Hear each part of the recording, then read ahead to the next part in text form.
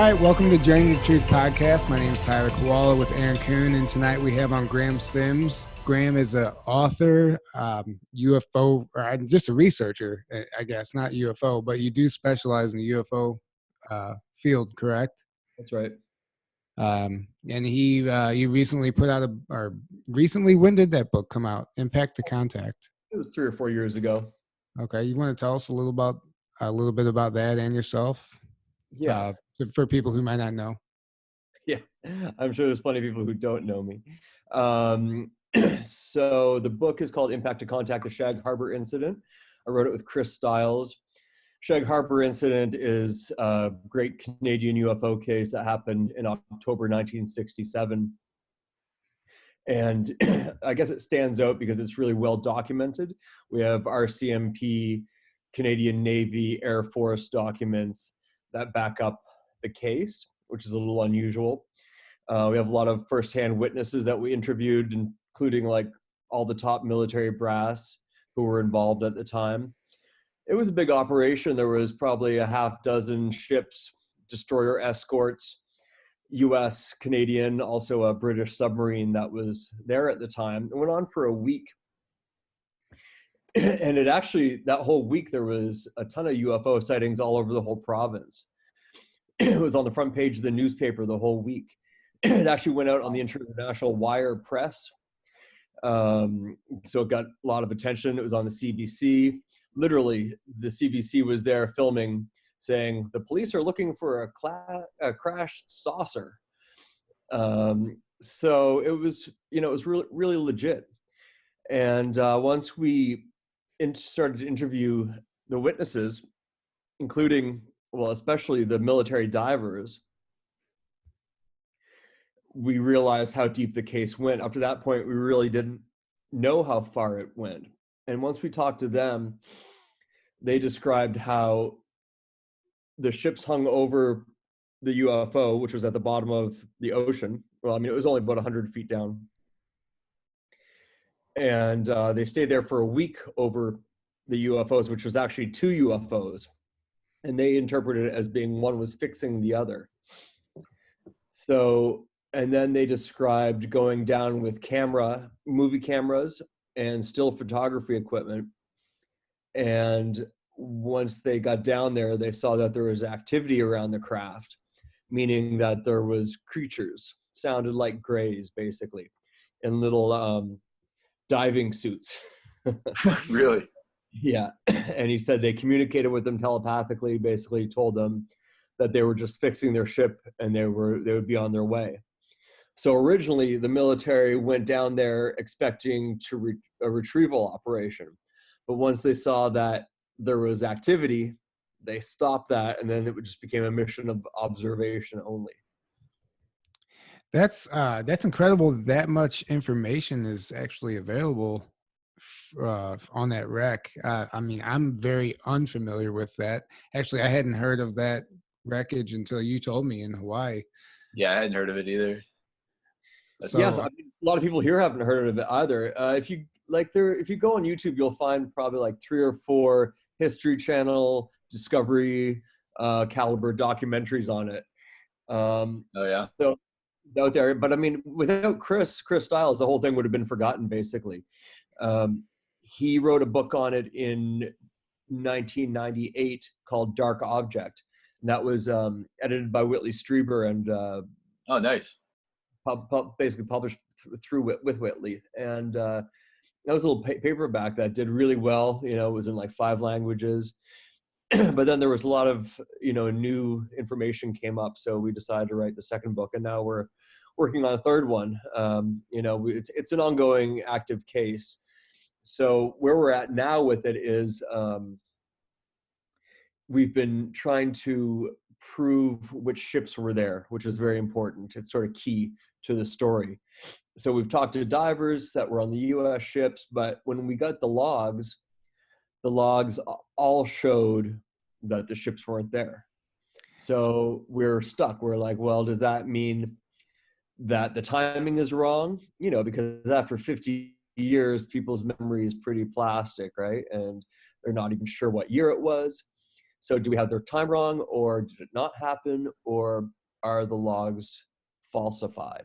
Yeah. Which would be a huge crime. To falsify naval logs would take a big cover up and is highly illegal. Yeah. So yep. When you say ships, are you talking about the Navy ships? Yes. Okay, I'm sorry. I just wanted to clarify that. Yeah. So, okay, so there is, so what you're saying now is there's no actual logs for the ship, there being any ship there at all. So the main, first of all, we don't know which destroyer escorts were there. We have we have one name of the U.S. ship, and we went down to in Virginia to the archives there and got a Freedom of Information Act for it. But yeah, it was said it was tied up there. So one of the main ships that we thought was involved, the log for that year and the surrounding 4 years was just missing, which is very unusual to lose a book like that that's in an archive. You know, you have to sign it out, this sort of thing, right? So that was suspicious. Then the other naval ships that we suspected were there, Library and Archives Canada, that we've been dealing with, were very cagey with us. They were rude, really standoffish, and they took a long time to get back to us with the photocopies. So that was all suspicious. But then we noticed on the logs of the ships that we suspected were there, a lot of them were different. Like they would be, I mean, this is 50 years old, right? So we noticed on those ones, the logs for those dates would be brand new, you know, whereas all the other papers were old, you know, from time, yellowed paper. Also, you know, this is like sailors coming in, signing in, giving their coordinates, giving a little bit of information, and that would change every hour. You'd have a new person come in. So usually it's all different handwriting, but a lot of the time these ones would have all the same handwriting, like as if it was all written at the same time on a brand new piece of paper. So we're a little suspicious about that. You know, we're a little incredulous on that. So that's where we're at. We're trying to, the next step will be a forensic audit to prove whether it's falsified or not, I guess. Yeah. That's interesting. So you've personally been to the site yourself? Oh yeah. Yep. So it's called Shag Harbor. It's the southwestern shore of the province of Nova Scotia. It's really uninhabited there. It looks over the Gulf of Maine, basically. Now, what there is there's a series of joint, at the time it was NORAD, so Joint Canada and US, a string of radar bases. So there's another one like there's a mid-Canada line, and then there's the DEW line. So that's like a string of radar bases they'd have during the Cold War, so that if Russian missiles or Russian planes were coming over, we'd be alerted to it. So this was the lower line. So this was Canada and US military jointly. And a lot of the sightings were outside of those bases. Now, what happened was the UFO was seen in the sky at nighttime with lights, hovering like slowly, and then stopping, and then falling with a whistle and a bang. And everybody thought that it was a plane. You know, nobody was even thinking of UFOs in '67 out in rural Nova Scotia, right? So they got they were fishermen, so they got their fishing boats out expecting to find a crashed plane. But what happened was, once they got out there, they just saw this disc floating on the water. And the RCM, by that time, there was like 6 RCMP, probably a dozen witnesses there. The RCMP got in a little rowboat, and they started to row out to the UFO that's floating on the water. And just as they approached it, it went bloop, and went under the water. And they could see it powering out to the ocean. So what it did is it went out about 25 miles and went back into a little bay. But the bay that it went into is called Shelburne Harbor. Now, Shelburne Harbor is the home of at the time was Canada's most secret Cold War base. So it was actually the submarine detection base for all of the North Atlantic. So it was hardwired all the way down to Key West, Florida, all the way up to Newfoundland. They lay these cables so that any metal-hulled ship could be detected. And this is where that all plugged into. So and it had a cover story. It was supposedly like a civilian oceanographic research station, but really it was a top secret, the most top secret military base in Canada at the time. That's right where the UFO decided to park its ass for a week, which is kind of a strange coincidence, you'd think. Yeah. Why would you choose right outside the most top secret military base? Yeah, no coincidence there. Yeah, that's definitely not a coincidence. Yeah. So has there been any activity in the area since then, as far as, I guess, popular sightings? Yes. Now, I mean, one of my original contributions to the book was basically getting into the history of the area, including the folklore. You remember Jack Valet and John Mack, my mentor, Yeah. They both got into the folklore of UFO sightings. And so I took my cue from them. And lo and behold, as soon as I looked into the folklore of the area, there was many, many stories of these balls of light that would come out of the water. And it was just normal down there at the time, from say the 1800s up to the 50s. The parents would just tell the kids, don't go down to the water when the balls of light are there. It was like they'd warn them about it. It was no big deal. Interesting.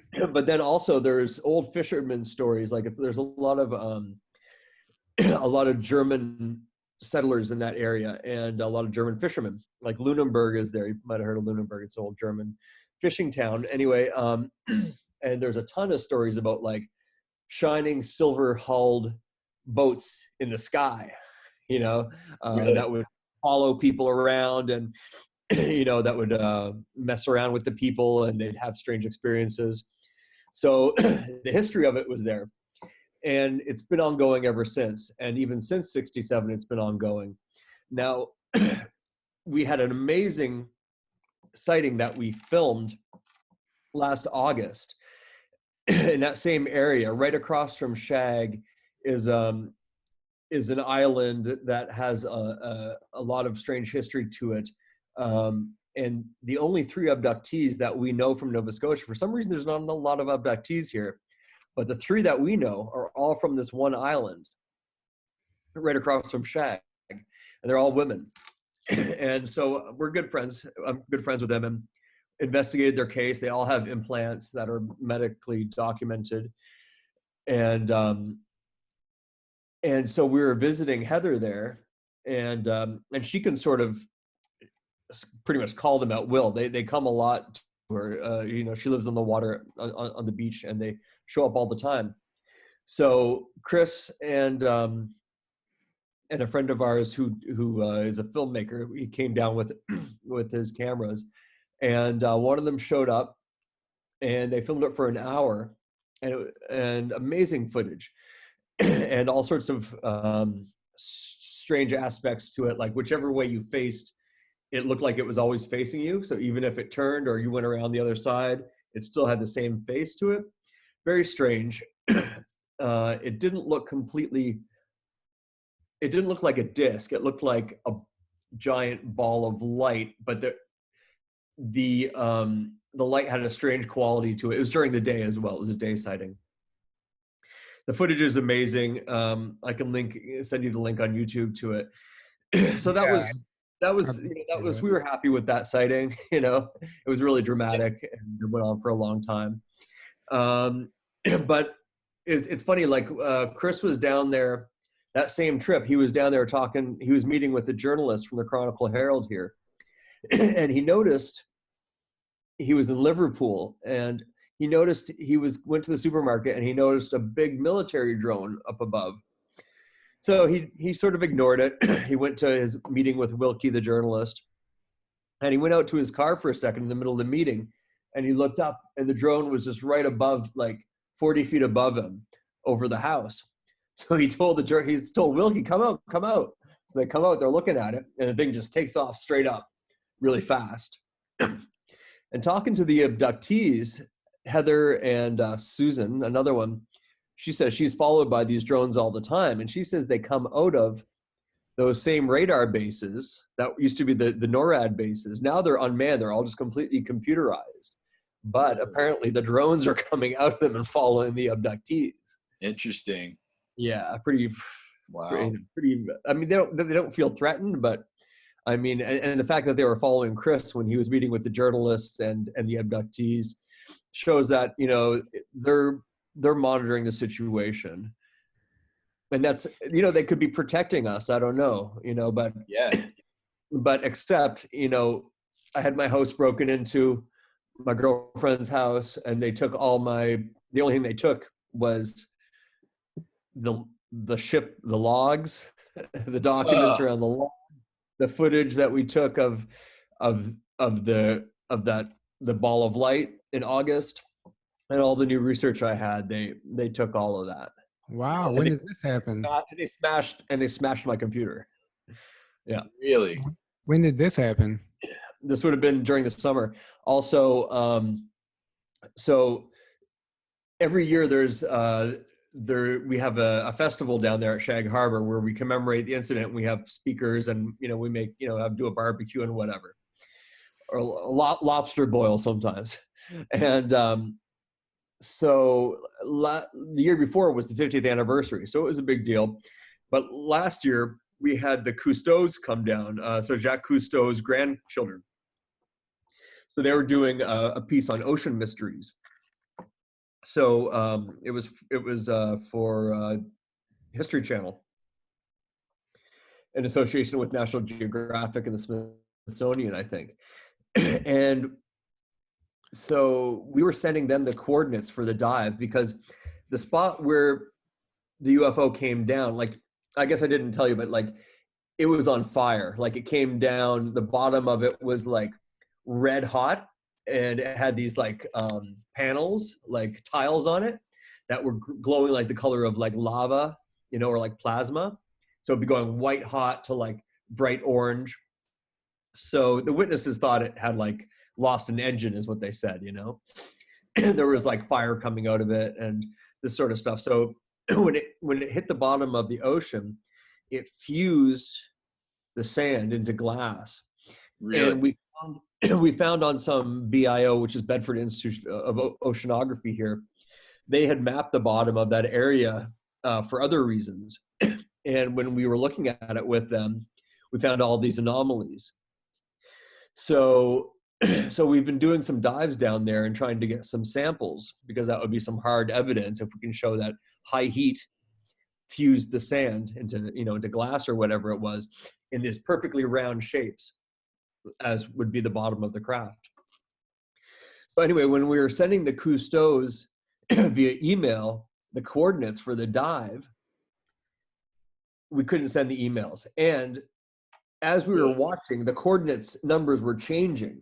Somebody was like live hacking into our computers and changing the coordinates. But that also happened 2 years before, when we were dealing with Library and Archives Canada, and when they were emailing us the ship's logs. Some of the logs were intercepted and taken right off my computer, like just disappeared. So there's definitely been some interference. But it was always no big deal. You know what I mean? I always just figured they were just keeping an eye on things.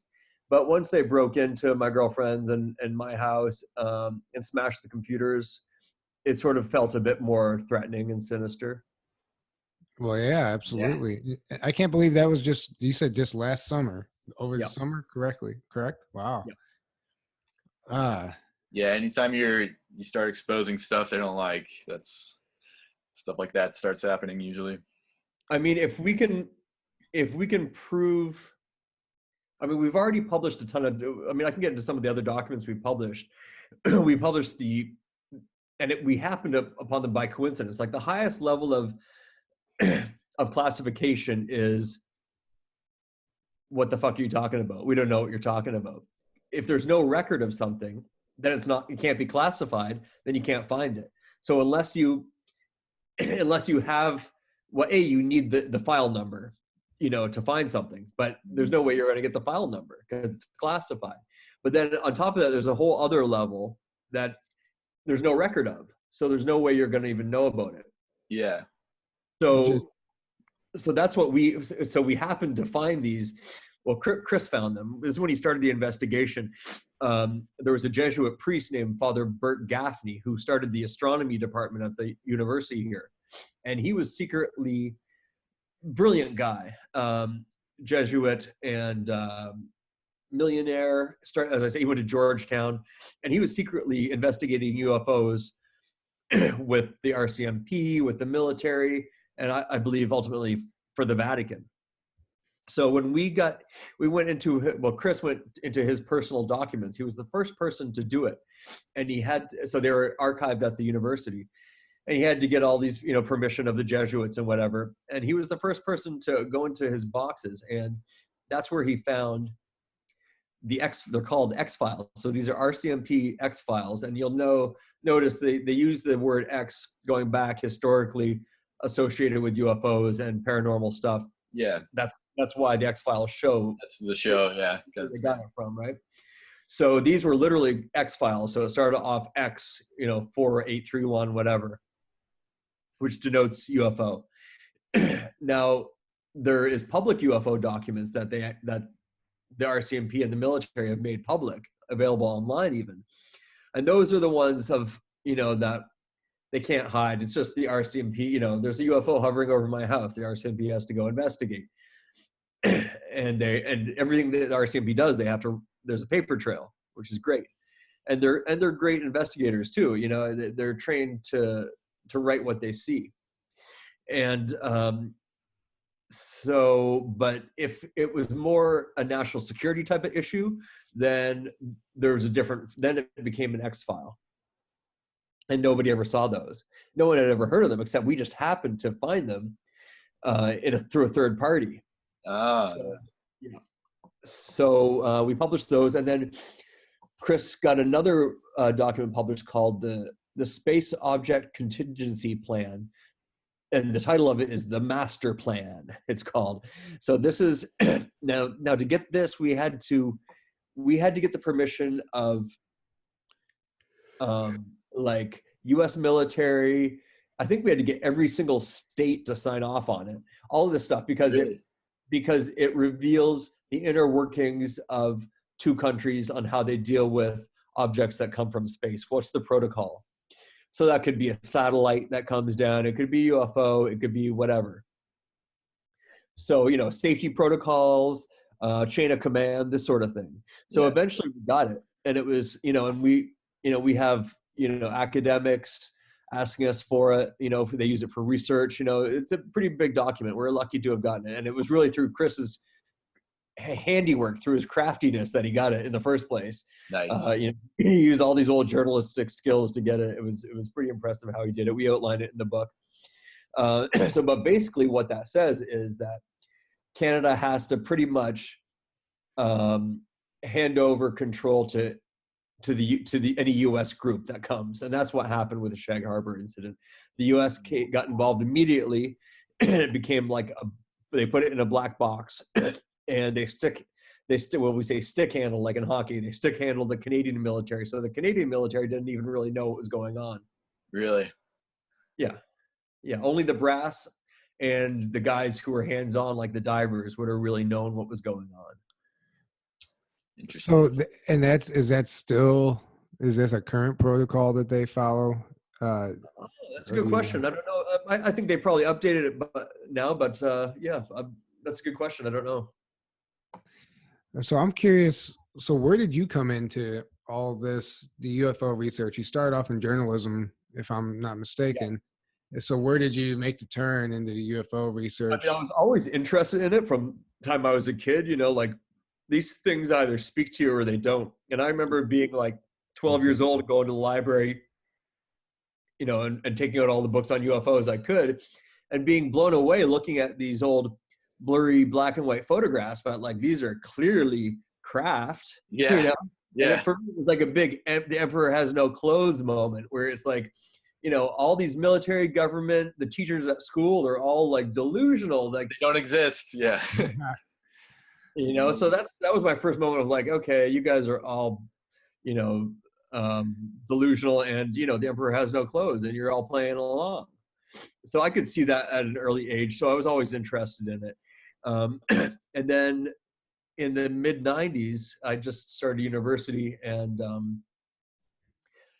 this book came out. I mean, I spent a lot of my money at this New Age bookstore in Cambridge called Seven Stars, and that was all the conspiracy stuff and all the UFO stuff. I could get all my paycheck from the cafe I was working at there at that bookstore, and with university, once I was in university, I was the editor of the school paper, and I'd write stories on it. I remember Mark Carlotto's book came out on the monument, The Face on Mars, and that was when they did the first 3D rendering, and you could see this is some serious geometry there.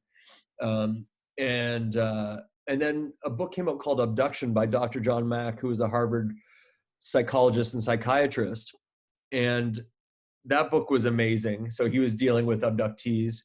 He was on Oprah, Larry King. At the time, it was a big deal. He was really the first person to really take it into the mainstream. And they almost kicked him out of Harvard. They tried to kick him out for it. Really? But he was so impeccable with his research that they couldn't do it. He was so brilliant. So then I was taking a semester off. I was living in Boston, and I went to the Harvard Employment Center looking for a job. I was taking night classes there, and I saw that Dr. Mack's group, it was called the Program for Psychology and Social Change, and then it turned into PEER, which is the Program for Extraordinary Experience Research, and that was his group where they dealt with abductees. So I saw that they were hiring for a work-study program, so I applied, and they hired me. And nice. That was the same. I was just like 21, and I was just getting into like Buddhist meditation, Nice. Kundalini yoga, and like all this sort of stuff. And so I was just, it was good that I had the yoga and the meditation to ground me, because Yeah. I was also really far out with the psychics and the Yeah. I was actually approached. I was seeing a healer there at that same time, and she was this beautiful young woman, and she was doing this energy work on me. And she says, I live in Salem, Massachusetts, right outside Boston. She says, and I'm a witch, and I'm in a coven, and the head of my coven says that you were in our past life during the Salem witch trials. Really? And I was like, oh, okay, that's interesting. And later, I was doing my genealogy, and I found out that my ancestors was Samuel Cutler, who came over on the Mayflower, and he was involved in the witch trials. It was one of his servants who was accused of witchcraft, and he wrote a letter defending her. And he's even the character in the Scarlet Letter. Anyway, so I thought, oh, that's funny. Like, wow. And then later I found out that there is a genetic component to reincarnation. But anyway, so that was a little divergent, but no. But that's what it was like for me at that point. So I started working at PEER, and like the first time I went in there was all these children, like 5 to 10, and they were all psychic, and a lot of them were their parents were abductees, and a lot of them were experiencers, and but Dr. Mack approached it from a lot of his way of interpreting it was through Native American or indigenous African, South American, shamanistic. His interpretation of UFO phenomena less as a technology and more as a spiritual phenomenon. Yeah, which in my opinion is the correct way to interpret it. Yeah. Really. You get the full picture, yeah. I like how you said earlier when you were just getting into it, it's like this stuff either speaks to you or it doesn't, which rings true. Which I know it's pretty apparent and it's a pretty obvious statement to us, but it makes sense to some people just doesn't resonate with them. Yeah, some people you tell them and they're just not interested at all. They just they don't never thought about it, or they don't know to fall asleep even. Yeah. Years ago I was having a bonfire and I saw something in the sky just zooming, and a buddy of mine were both looking at it like, dude, what is that? Like, it's not a plane. Like, we're just trying to figure it out. Like, we're like totally drawn to this thing, trying to figure out what we're looking at. And everyone else at the fire just kind of like looked up and then looked back and went back to talking, had zero interest. And I'm like, what is this? Like, I cared about nothing else. Yeah, you're like, why aren't you guys interested in Yeah. It's just funny. Like you said, it speaks to you or it doesn't. I like that. And yeah, and if it doesn't speak to you, you're not going to look up. You're going to be shuffling, looking at your shoes. Whereas if you don't look, then you can't make contact with it. And if you make contact with it, then sometimes it makes contact back with you. Yeah, well, I was actually thinking the other day, like, how many people have actually probably seen UFOs, but they're just, it's not even in their realm of thought at all. So they literally don't see it. Didn't see it or just ignored it, or, oh, that was weird, whatever. Exactly. Yeah. It's just nothing out of the normal. Thing was flying around. That's interesting. Yeah. Like, I think sometimes the same with ghosts. Like, sometimes I've seen what would be a ghost, but I just turn around and then I just ignore it. And then later I was like, wait a minute, what was that thing? Yeah. Why did I just ignore it? Yeah. How often does that happen where we see things and our brain just decides to shut it off? Yeah. Or we just tell ourselves like, oh, it was probably nothing. And exactly. Yeah. We dismiss it. Yeah, it's fascinating. It really is. There is a whole other world out there. I'm convinced. I mean, I'm convinced because I'm living it. Shit happens all the time. You can't ignore once you're part of that. That's where the research. That's why you started researching. Mm-hmm. You want to know more. You have to know more. Exactly. Yeah, it's the greatest satisfaction. That knowledge. Nothing better than that. Oh yeah. Yeah, I totally agree. And one of the things like Leon Isaac Kennedy said in Hawaii, like, we have all this knowledge, but what good is that knowledge if we don't apply it to our life? So whenever you actually take that knowledge and do something with it, like write a book or whatever it might be, and actually apply it. How does it apply to you? Where do you fit in the big picture? So it's really interesting, and I commend you for doing the work that you do. To be quite honest, everything you've said so far is extremely fascinating to me. Yeah. It's a pleasure to have you on and be able to hear this firsthand from you. Thanks, man. No, I love it. But yeah, that time in '96 when I started working at Pier, like I quickly found out that everybody there was an abductee.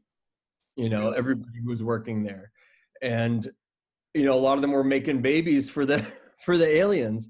So what my job there was mostly was I would. So you have to picture it like this is Communion by Whitley Strieber just coming out. It's just really entering the mass consciousness of America at that time, right? Yeah, great book, by the way. And so suddenly all these people with these weird memories, it's starting to click into them that something's been going on. So it was like a mass awakening. And so they would contact Pier because they heard of John Mack and he had the credentials. And we would hook them up with a therapist. We had a master list of therapists all around the world in every state in the United States that was trained to deal with abductees. So they would call or write, and I would connect them with someone in their area who was trustworthy to deal with these matters. But sometimes we would get calls, people yelling hysterical, the UFOs in the backyard, the aliens are trying to get me, like at the same time, we'd also have people calling being like, I want to be abducted. Can you send me away? Come get me. I think we've all had that moment before. Oh, please. You've seen the meme. I will literally pay you to abduct me. I'll literally pay you to abduct me. Yeah. But yeah, be careful what you wish for, though. Yeah, exactly. That's very true. A friend of mine, he's had many Sasquatch sightings. He's big into the Sasquatch uh, claims to have communication with them, and I was asking him, he was like, I would really love to know. I would love to have my own communication. What are some things I can do? But I just whatever. And that's the first thing he says: be careful what you wish for. Mm-hmm. And I was like, why? He goes, because it's going to open up a whole world that you might not be ready for. Yeah, no, literally. I mean, consciousness is a primary element of this phenomenon. So not only do they communicate like through dreams, but also through waking consciousness, it happens all the time. That's the method. So that's how you can initiate contact through, through your intention and through your mind. Manifestation. Yeah. You have to manifest it. You have to create it. Yeah, I get into that in the book, a couple stories of my experiences where that happened. I asked them for a sign, and they rolled out of an impressive piece of technology, and it wasn't just me. There was other people there, so it was really humbling, actually. Yeah, I'm gonna have to check out your book and give it a read. I'm more than fascinated. It's on Amazon, and I can also just send you a copy. I can also just send you an ebook copy of it really easy. Yeah. Oh, that'd be great. I appreciate that. So being out in up in Canada, Nova Scotia, what are your thoughts on Oak Island? Yeah, so I spent a lot of time. I've written a lot about Oak Island. I spent a lot of time there. Did a lot of interviews there. Um, it's funny because when I started to consciously get into the paranormal, I thought, well, I might as well start in my own backyard. So Shag and Oak Island were in my backyard, literally. So, there's a lot to it, and the way I see it too is it makes history come alive when you can see it through these paranormal or conspiratorial lenses. A lot of the stuff with like the bloodline, the Holy Grail, and the bloodline, like the Dan Brown stuff, the Da Vinci Code stuff. Yeah. When you understand that this is behind history, this is what, like, one of the primary pulls and pushes of forces throughout history, and it overlaps with the UFO, with the ET phenomena as well. Oh yeah.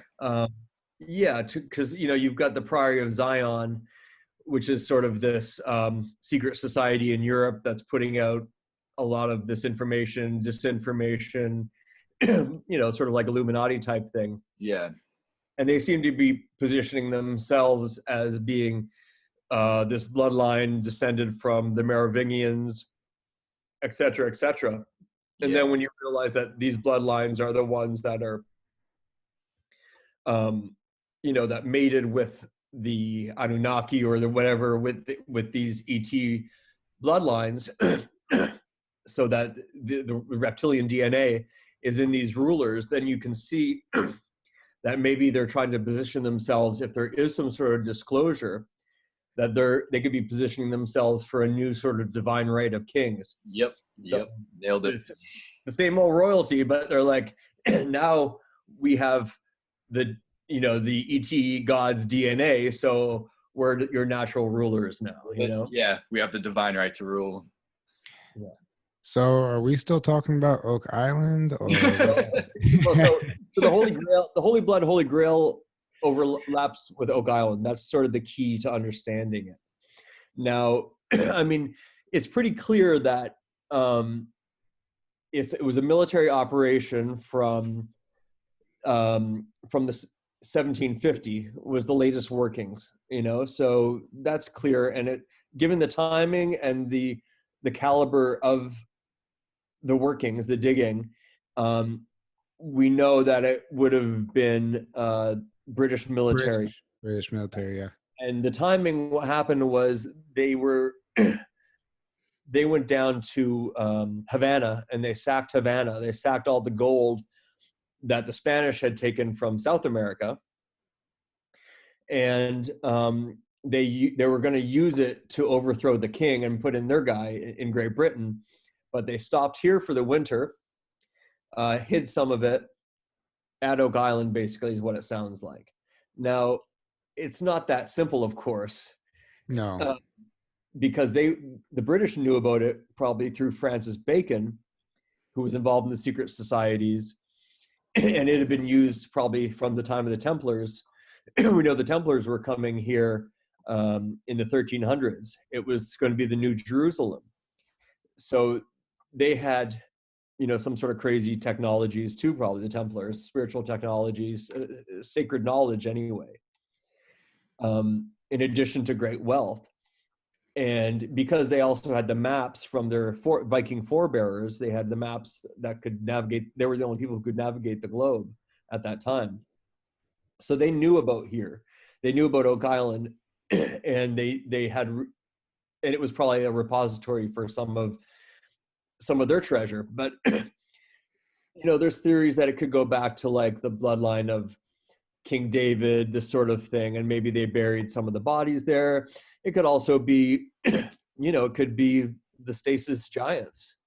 There's some stories that are unverifiable, saying that they sent down a submarine there, like 5 or 10 years ago, and they retrieved some of these ancient bodies of these ancient bloodlines there with some sort of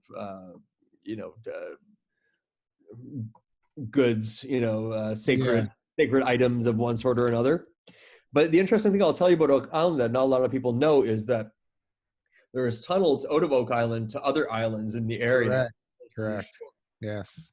So that's where they can be looking. There's a lot of, and I think a lot of it has been found already, but even going back to the original workings, like when Daniel Smith supposedly found it like in 1850, they've been finding pots of gold there for a long time. And I'll tell you, like a lot of big Canadian businesses like Sears maybe got their start because they found chests of gold at Oak Island and they didn't tell anybody, and they started their family fortunes that way.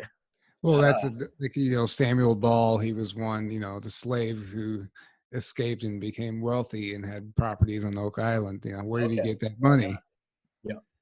Yeah.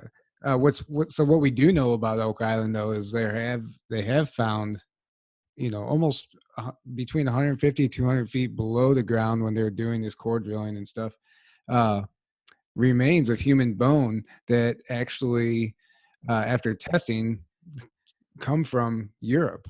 So we know that the Europeans have been there. And actually, just following the History Channel show and doing some of the research on my own, what's amazing is it's already rewritten American history. Mm-hmm. But where is that information in our textbooks in our education system? That's what I'm saying. It makes history come alive. They should really include it. It makes it so much more interesting. It connects so many dots. Yeah, and as far as there being tunnels going to other islands, I've seen those theories. I've seen the people come forward and claim that. I'm a member of MUFON, Mutual UFO Network, and I was at one of the meetings. And every year, this lady Margie Kay, she's a well-known channeler. She comes and speaks mm-hmm. every year, and she just started going into Oak Island on her own. She decided she wanted to. She had such amazing results with the channeling. She wanted to know what was on Oak Island. They told her the Ark of the Covenant and other religious artifacts, but it would never be found because it's an ET technology that we're not ready for. And so it's just, that's neither here nor there, but it's still from other sources as well. I think that's likely. And that would go back to the Templars. Yes. And which makes sense how you said they all have that ET bloodline. There's something there that is beyond just a chest of gold. Yeah, exactly. Now it's interesting, the Holy Grail, Holy Bloodline theory. I mentioned Bill Bueller. He's a channeler who channels a lot about Oak Island, and the same as your Margie, same results. But he now there's a guy called Bill Mann who I've met and I've worked with. He's written several books. He's a Templar, and there's other evidence as well. There's plenty of physical evidence for at least Henry Sinclair was the guardian of the Templars. He was after the Templars. He built Rosslyn Chapel and started the new Freemasons. So he was the link between the Templars and the Freemasons. So he came here in the 1400s, and he has. There's also the Zeno map. The Zeno narrative is another document that outlines that the Templars came here, and there would have been a ton of them. There would have been like 500 of them, plus farmers, settlers. You know, they had a whole little settlement here. But the idea is that what happened was they're protecting the treasure that they were protecting was the bloodline itself. Now, the bloodline would maybe be the bloodline of Jesus and Mary Magdalene, but beyond that, what is it? Is it ET bloodline is the idea. Yeah. Now, and so it goes back to the Cathars who were burned by the church for protecting the Grail, and the Grail was the bloodline. So the idea was that they brought this bloodline here to Nova Scotia, the Templars, and they hid them, and they hid it by mixing them in with the indigenous population, with the Mi'kmaq, who they had a warm relationship with, unlike Columbus. They lived with them and they got along with them. So that's the latest theory behind the Holy Bloodline, Holy Grail in Nova Scotia, that they mixed the bloodline with the indigenous people here. Yeah, and that makes perfect sense. I mean, just a lot of the findings alone, just even the physical artifacts, it all ties it in. There's a clear storyline here. You know, it's just a matter of connecting the dots at this point. And but one of the things that she said was they're not going to find it. And we've all heard of the curse. You know, it just seems like anything that can go wrong will go wrong. So I just can't help but think there's some type of otherworldly power that, or force that's kind of has Oak Island by the strings like a puppet, you know. Oh and yeah, the whole thing. Well, I mean, if it's the Grail or the Ark of the Covenant, you know, they're gonna the powers that be would know that, and they would have already retrieved it, or they'd be protecting it, you know. Without exactly. It's not going to be a discovery to the public, but there's some organization that already knows exactly what's there. Oh yeah. If they'll give us a few little tidbits, you know, they'll give us a like you say, a chest of gold, maybe, you know. Yeah. I'd be happy with Francis Bacon's original manuscripts, which is a lot of what some people think is there as well, showing that he was Shakespeare. Yeah, I was going to say that actually. And within Shakespeare, you can apply these codes, and they definitely talk about Oak Island and how to get there. I don't know if you can see the painting behind me, the Shepherds of Arcadia. Yeah. Oh, nice. So that one that was by Nicolas Poussin, and that also has it has the sacred seal of Solomon, which is basically like the Star of David in a circle. That's built into the geometry of the painting, but within that, supposedly you can also derive a treasure map that leads to Nova Scotia and Oak Island. That's in the painting. Wow. There's so many theories about even to Shakespeare's books, even being a map themselves within the pages. Yeah. Really? Yeah, and actually, if you look at what some of these researchers have came up with, I mean, it's very plausible that there might be something going on there. Oh yeah. And they have recovered, you know, ancient book bindings and manuscripts, and with certain types of inks that are very rare that were used by only high class people. Parchment documents. Parchment, yeah. Ink on parchment that would have been used at the time of Shakespeare. Yeah, they've retrieved that early on. But do you ever hear the story like FDR, Franklin Delano Roosevelt, before he was president, he was one of the early treasure hunters at Oak Island. He would have been like in his 20s because he lived in Maine in Campobello, so it was just a quick sail over. But he messed it all up. He put 50 pounds of dynamite down the shaft and blew it up. Really? Yeah. Yeah, no logic there. Yeah. Why? I mean, I think he was thinking it would loosen some stuff, whatever. But I mean, it probably would have ruined some, Destroyed some stuff too. Waterlogged everything at best. Yeah. Which I have a feeling the majority of some of the just the physical treasure, it has been destroyed, I think. Yeah. Just by the searcher, just from searchers alone. It's been disturbed. It's been gone over 200. The government really should have taken the reins of this, and they should have made it an official archaeological dig, and then they could have done it right, and then they could have opened it. It would have had tourism potential, and it would have had scientific validity instead of just opening it up to any Yahoo treasure hunter. Yeah. Or maybe they understood how well it's hid. They understood that maybe let them waste their time on it because they're never going to find it anyway. Yeah. It could have, why draw all this attention, spend all this money when we don't have to worry about it.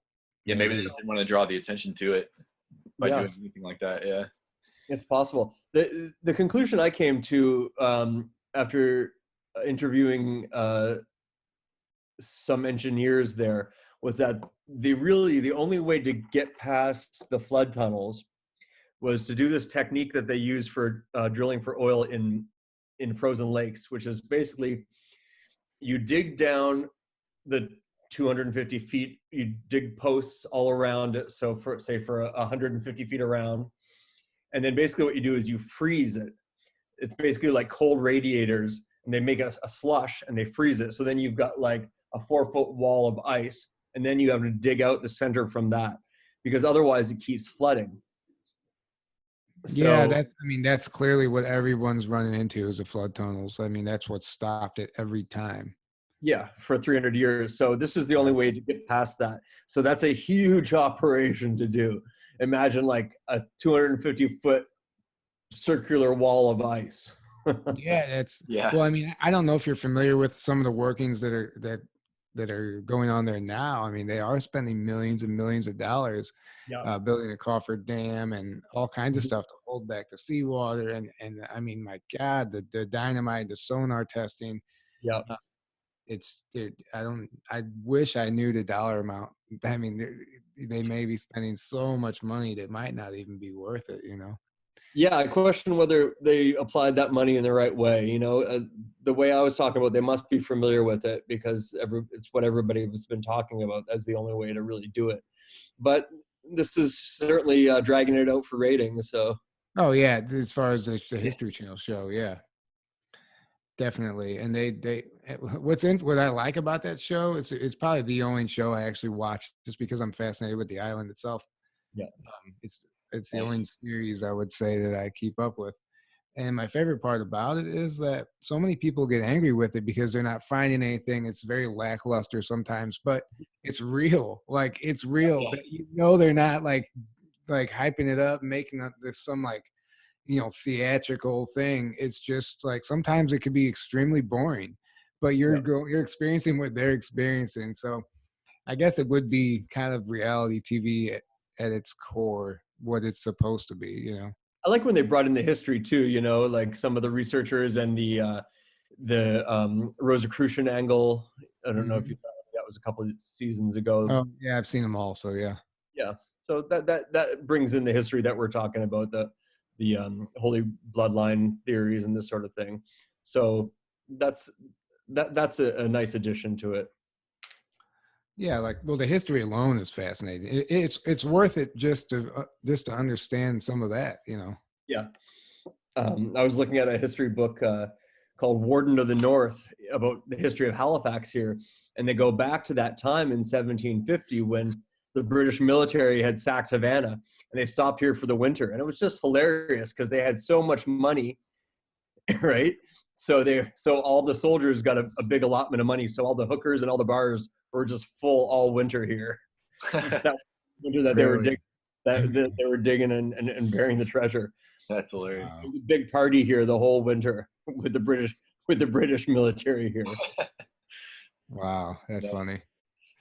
That's funny. So you said before we started that you started off in journalism, you kind of got away from it, and you were getting into telling us how you were getting back into it, and you have a magazine you're publishing. Is that correct? Yeah, we're doing an online magazine called Solarian Times, and we've recruited a whole bunch of independent journalists, people you probably would have heard of, a lot of female journalists on the ground in Syria and Venezuela. Basically, we're republishing a lot, but we're putting out quite a bit of original material as well. And the focus is on basically analyzing censorship and war propaganda in the corporate press.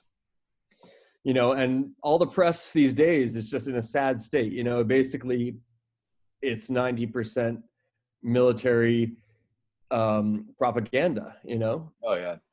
keeping these wars going, through false flags. And the corporations and the and the media is just totally on, and it's always been like that. Going back to William Randolph Hearst, they were using the media to propagate false wars. Anyway, so we're analyzing that. My partner is in London, England, so we'll have a UK, US, and Canada sort of center to it, and we'll be multimedia as well. So we'll have like video analysis, sort of bite-sized pieces that you can, so you can press play. So you don't have to read the whole story. You can just press play and listen to us reading the story and analyzing it through, the lens of being aware of what's propaganda and what's real. That's very Nice. interesting. Is there a timeline on when? Yeah, we're designing it right now, and we've got the content, so it should be up in the next month or so. It's solariantimes.com. So pretty soon. Check that out. Check it out. solariantimes.com. Thanks. Yeah. Spell that. Solarian. Solarian. Solarian. Yeah. So which just means having to do with our solar system. Yeah. Nice. Yeah, I like that. I like that name a lot. But that, we had such a good time in Hawaii, Cosmic Waves, and I got a lot of ideas from listening to Corey Good. I got some ideas for stories that I've been working on, not to do with Solarian, but just for my own blog and stuff. I mean, that idea when I was talking about the bloodlines, because I've been researching the Holy Blood, Holy Grail phenomenon, the Priory of Zion in Europe, and he mentioned how with disclosure that that the elite could be setting themselves up to have this divine right of rule. So I thought, well, I know about both of those things, and now we can see that they could actually be joined together. So I got a lot of good ideas at that week. I was so inspired. Everybody was I mean, if people didn't come away with that with ideas, I mean, I already know people who've started YouTube channels since they've been back. Nice. It was definitely an activation event for sure. It was it was incredible. What did you experience swimming with the dolphins, by the way? Did you have any cool experiences with them? I mean, it was just a beautiful thing, it felt very natural and sort of pre-thought. Like I was just feeling my heart in the environment. My mind wasn't sort of overlaying thoughts and analysis, I was just very in the moment. And that's a really special place, that pre-thought, that that place where we exist without having to bring in words and analysis, just like being present. It's a very pure state. And you see that with dogs and dolphins, they live in that moment all the time. Yeah, there's no anxiety, because anxiety is worrying about the future, even if it's your next step. as Right, soon right, as right. you eliminate that next step, you've gotten rid of that anxiety. I noticed, when I first got into the water, it was very, I'm still trying to figure out how to breathe through that mask and all that stuff. And as soon as the dolphins swam, everything just calmed. I forgot. I just was able to breathe, relax. It was incredible. It was a magical experience. It really did. Just yeah, like you said, just you were just present in the moment at that time. It was very, very. It was changing, life changing for me. No, you're exactly right. That state of, if we're not worried about the past or anticipating the future, then there's no anxiety because we're in the present moment. It's a Yeah. beautiful thing. Mm-hmm. Yeah. And I mean, and that's the closest that, I mean, I think that's the enlightened state, you know. Oh yeah. I think we touch enlightenment all the time, you know, every day. Just it's fleeting though, you know, and then our worries come in, but it's our natural state of being. Yeah. It's not necessarily some exotic, far away halo, ascending to the stars type of thing. I think it's a very practical, human. It's our natural state of being. Is a little bit enlightened when we can be in the moment. Absolutely. And that's where life happens too, is in the moment. Because if you think about it, the past and the future don't really exist except in our minds, right? Because it's always now. It's always the present moment. So when you're worrying about the past, or you're worrying about the future, or your mind's in a place that doesn't exist, and you're not able to live truly because you're not in the present moment. So so that's why meditation is so important, because it really brings you back to the present and to your awareness, and you just become the awareness of who you are. Exactly. Yeah. Well said. Very well said. Thank you. Um, yeah, meditation is one of those things that I think a lot of people struggle with, especially when you're new to it. It's just trying to Oh be yeah. in the present without letting those outside thoughts just bombard, like they Oh, do. I struggled with it a ton when I first tried to get into meditating. But we're always meditating, you know. Meditation just Yeah. means getting used to. So Yeah. whatever we get our mind used to, if we get used to overthinking or about anxiety or selfishness or hatred, then we're meditating on that, and our mind that becomes our default position for our mind. Yeah. When we sit and formally meditate, it's not so much about getting the thoughts away. It's about not getting carried away. So you have the thoughts, that's okay. Thoughts are good, but then you just come back to the Yeah. breath. Well, you can. Yeah, and you can observe your thoughts rather than because most people are, rather than being the thoughts, right? yeah, most people are living in an unconscious state where their thoughts are kind of controlling them in a way. But when you take a step back and you're able to observe your thoughts instead of just reacting all the time and being them, like you said. Yeah, that's how panic occurs. Yeah. When your thoughts control you. And Yeah, meditation helps with all of that stuff: anxiety, panic, fear, everything. And exactly. like you said, it's about having the thoughts, but reminding yourself, consciously coming back to the state, like just wiping the slate continuously throughout the meditation. Just don't get carried away with the thoughts. I like the way you put that. Yeah, so we can just label ourselves thinking, and just by labeling it, we can separate ourselves from it. Yeah, Yeah, exactly.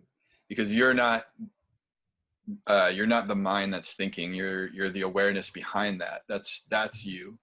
That's the true self. That's your true self. So you can kind of go into that awareness when you're and that way, if we practice that way, then we don't have to formally sit down all the time. Then we realize that we're always meditating, and we can always come back to the present, and we can let go of our thoughts and come back. And we can be doing that all the time. And there's so many ways to do it. I don't know if you met Nigel down in Hawaii, if you remember meeting him. he explained to us one day, you don't have to close your eyes to meditate. You don't, which is a lot of people understand that, but we think you just have to close your eyes and get in this position. Yeah. You can sit down in the beautiful beach of Hawaii and just look up or look at wherever you want to look at and just appreciate it. And that's meditating also. I was taught to practice with my eyes open. I think just for that reason, so you don't separate it from your everyday life. So it's not like I'm meditating and now I'm not meditating. Yeah. Your eyes are closed. Also, it's easy to sort of trip out and go on some psychedelic journey. And you know what I mean? Real meditation is very grounded. It's not like a psychic experience, really. It's about just being in your body present. It's about doing what you're doing. It's nothing else. If you're chopping vegetables with attention. That's what you're doing. That's meditating. So that's why it's beneficial to keep your eyes open so you don't separate it. And that's part of that goes along with the whole awakening is doing everything with intent. Even the smallest thing. I guess that's the way, samurai and ancient people all over the world really used to do things, but they did everything with intention. It wasn't just nonchalantly do this or whatever. Like you perfectly described it, cutting vegetables, and then talking to the vegetables, or talking, just being connected with everything, nature, in your entire existence, drawing it all together. Cooking with love makes the food taste better. Yeah. Exactly. It's true. Something that we've all been disconnected from at some point, or still are. When I say how we do small things, how we do the small things is how we do the big things. How we do one thing is how we do everything. Yep. Exactly. Somebody, I actually noticed that too. Me and this guy would carpool to work every day, and we would take the sidewalk around, and every day he would take the sidewalk, and every day I would he would take the sidewalk, and I would cut the corner. Mm-hmm. And just because, I honestly, I started consciously thinking about that. I was like that applies to all aspects of my life at that time, always cutting corners. It really, if you ever observe your life in that manner, you can really start making changes. And this is before I even understood I didn't even know what awakening meant back then, but I was already doing it on a subconscious level, which is just interesting. You said it applied. Yeah. I was thinking the exact same thing recently. Like, it's almost like holographic or fractal, like the same patterns, or symbolic, the same patterns psychologically apply to, how I wrecked my car, because I let it get too hot and then too cold. And then, the same patterns I can see applying on all different scales in my life. Yeah. And as soon as you step back and observe that's when you take control. And that's why it's so important to focus inwardly and change yourself, because so many people are trying to change their environment. They're trying to control their environment and change everything on the outside, and it works, and they're just scrambling, running around trying to, but they're never working on themselves, and they're never looking inward and examining themselves and being like, what we just talked about. And that's where change happens. That's so true. And that's my experience as well. I've been studying Buddhism for quite a while, and and I was waiting for some big mystical revelation, and what they taught me was basically like, clean up your room. Clean up your shit before you go trying to change the world. Why don't you clean up the vomit that you're spewing all over everybody first? Exactly. But then I did learn about real magic, though, then to what you were saying. And the way that it manifested was, I saw that when I was processing things inwardly through practice and so on, when I was able to be positive with my intent inside, the external world would manifest that. And similarly, when I was like narrow, teeny, neurotic, pissed off, it would seem like externally that the world would react. And I was like, that is schizophrenic. That's impossible. Yeah. But effectively, it didn't seem like it was in my mind. Like it seemed very real that negative things would happen when I was in that state of mind. And when I was in a positive process state of mind, that things would work better and that positive things would happen. And I realized that is real magic. If we can actually change the external world by changing our internal world, even if it's just perception, but the point is that it's not just perception. It actually is co-creating your reality. Yeah. In an objective way. Like, and that's crazy. And that is true magic. That's the definition of magic, I'm pretty sure. That's what magic is, basically. Yeah. Because we are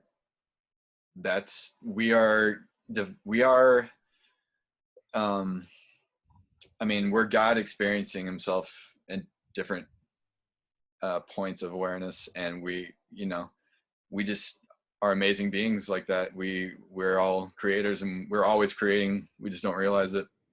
We need to realize that we have that potential, right? Yeah. And that's the thing that, our whole world and society, when you dig into the conspiracy stuff and you realize who's been running the show, putting out all the information in the media and everything else, and governments, we've been the ones with the power the whole time. It's just that they've tricked us into creating the reality that they want. So they show us all the stuff that they want us to create, and then we react to it, and then we create, and we don't realize we're the ones doing it. But as soon as we wake up to that, it's game over, and that's why they've kept that information hidden so tightly for so long. They just want people to get addicted to the bait. That whatever they put out, you get addicted to it, and that becomes your reality. And that's their big living goal. in invisible chains and in invisible jails. Exactly. Yeah. And prisons of the mind. Yep.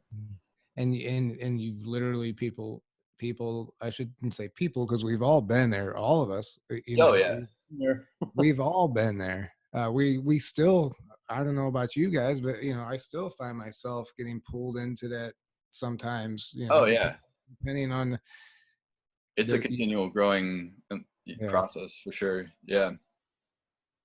It's definitely, it's never ending. And as soon as you think you've made it up here, something will happen, and all of a sudden you're like, shit, I'm back here again. And that's why it's so important to every single day, just make it a daily practice to remind yourself of all these things, and to meditate, and to make sure you're living in a conscious way, because it's very, very easy to just go right back into living unconsciously and living like that. So one of the reasons I went to Cosmic Waves, was to be around like-minded people, because it's easy to lose your perspective and to lose your inspiration if you're not surrounded people who can remind you of all these things. Exactly. Absolutely. It's literally like a reset when you go and surround yourself with these people.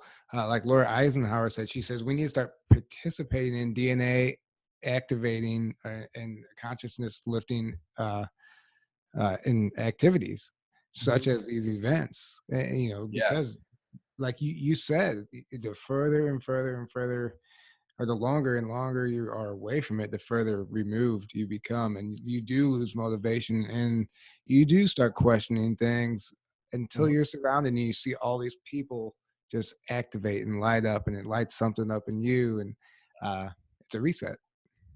It's very important. So we have to create our own communities if there's not already one. And this is what you're doing, with your show. It's a way of doing that, connecting. Creating community.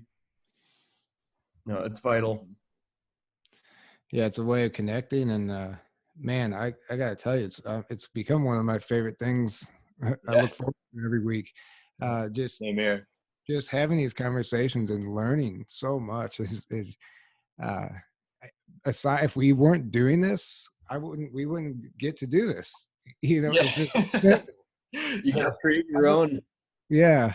And it's every week. It's like it's almost like a mini reset. You know, it's very inspiring to be doing this, and we get excited about having everybody on because so many people have some amazing things to say.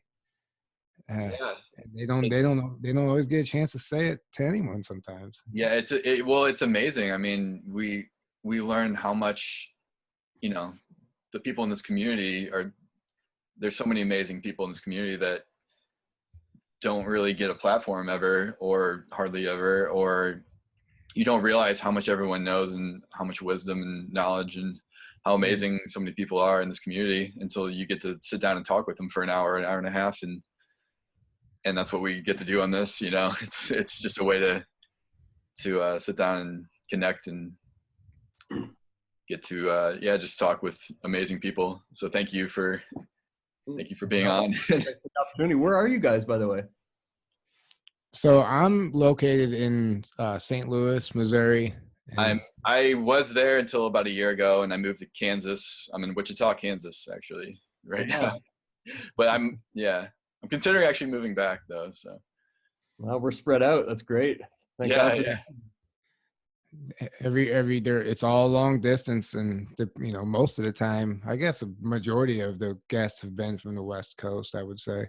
Yeah. So far, yeah. Yeah, they're always you're always trying to figure out the time zones and the time differences. Yeah, getting pretty good at it now. So I guess we'll go ahead and start wrapping things up with that. Is there any last things you want to say, Graham, before we sign off? No, I mean, if there's anything that we covered that you want to hear more about, but that's a rough sketch of what I've been up to. We've got some other publications coming up. Chris is working on a follow-up to the last book just to cover the new material. I mean, I guess what we're hoping for is, I feel like that this case could be like the tip of the spear for disclosure in Canada, UFO disclosure in Canada, if we can get, a government investigation going. And certainly if there's falsified naval logs, that's enough. That's a good reason to have an investigation. We know that there's a lot more, like when we were at the archives, they had to edit the files before they gave them to us. And they gave us probably about 10% of what was there. And they said they destroy 80% of the UFO files that they get. They shred them. Really? Yeah. And so, that's a lot of our history being lost there. So we know there's a lot more that they know. And so we're just trying to do our little piece for disclosure in Canada anyway, which obviously would tie into disclosure around the world. And, we feel that this case is a good opportunity to do that. So that's what we're working on. Yeah, that's incredible. So you said there's a first book. What was that called again? Dark Object. Yeah, that's still available online. There's used copies. They're pretty expensive, but that's a great little book intro. And then this one covers all the material from that one as well as what's been done in the last 10 years. So altogether, it's like a good 20 years of research in there. But as I say, just the last year, there's been a lot happening. So we're going to keep updating that. Yeah. Yes, keep doing it. I'm excited to hear more about it. I'm definitely going to check that out. The book I'm working on, though, will have some of that, some other UFO cases, but also have some other paranormal stuff from a Canadian perspective. So we'll have some Oak Island type stuff, and just some other good stories that we've been collecting around Canadian UFO scene. Super excited. And I guess you want to tell, you have your own publishing company. Did you start it up, correct? Yeah, it's called Arcadia House Publishing. So that was really just so I could be in control of the book, and so, we're also, been talking to larger publishers for distribution, because we don't really have a great distribution network for international, etc. So so we've just been doing like small print runs and, you know, distribution in Canada, but you know, it's sort of just a platform for controlling our work, and then, you know, having it republished by other larger distributors. Yeah, that'll be great. Awesome. That'll be great. Get it out there, whatever it takes, you know.